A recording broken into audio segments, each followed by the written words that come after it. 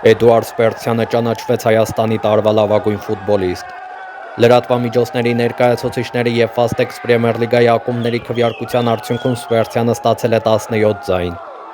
Արոշանյան մեդիան ևս քվեարկել է 25-ամյա Սպերտսյանի օգտին։ Սպերտսյանը, որը Հայաստանի ազգային հավաքականի և Կրասնոդարի ավագն է, օգնել է ռուսական թիմին դառնալ այդ երկրի չեմպիոն։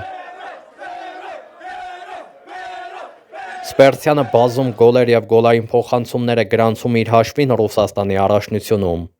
Հայաստանի ազգային հավաքականի կազմում էլ Սպերտսյանը 2025 թվականին խփել է 5 գոլ։